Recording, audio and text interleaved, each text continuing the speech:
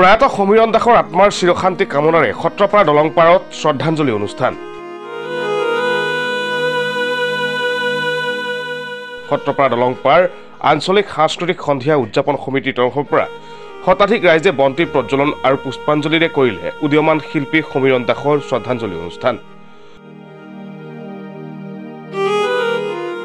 শনিবাৰে নিশা 17 নম্বৰ ৰাষ্ট্ৰীয় ঘাইপথত ৰাজাপুখুৰী বিষ্ণু মন্দিৰৰ সমীপত সংঘটিত হোৱা পথ দুৰ্ঘটনাত পতিত হৈ নিহত হৈছিল সমীৰণ দাস। নিচেই কম বয়সতে অসমৰ সাংস্কৃতিক জগতত নিজৰ এক সুকীয়া পৰিচয় দাঙি ধৰিবলৈ সক্ষম হোৱা সমীৰণে দিনটোৰ প্ৰায়ভাগ সময় কটাইছিল সত্ৰপাৰা দলংপাৰত থকা তেওঁলোকৰ হাৰ্ডৱেৰ দোকানখনত।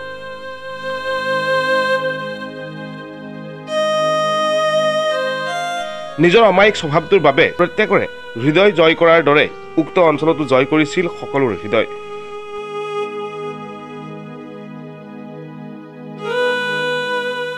সোমবাৰে উক্ত অঞ্চলত অনুষ্ঠিত কৰা শ্ৰদ্ধাঞ্জলি অনুষ্ঠানত সমবেত ৰাইজৰ উপস্থিতিত সমাজসেৱক তিলক দাসে অসম চৰকাৰৰ ৰাজ্যিক যান বাহন নিয়ন্ত্ৰণ কোষক ভৱিষ্যতৰ সময়ত নৱপ্ৰজন্মক যান বাহন নিয়ন্ত্ৰণ আইন আৰু হেলমেট পৰিধান নকৰাৰ ভয়াৱহতাৰ সম্পৰ্কে এক সজাগতা অনুষ্ঠান আয়োজন কৰিবলৈ আহ্বান জনোৱাৰ লগতে অসম চৰকাৰ তথা স্থানীয় প্ৰশাসনক যান বাহনৰ গতিবেগ নিয়ন্ত্ৰণ আৰু নিয়ম বহিৰ্ভূতভাৱে ৰাজপথত চলি থকা গাড়ীসমূহক নিয়ন্ত্ৰণ কৰিবলৈ দাবী জনায় উদ্যোক্তাসকলে।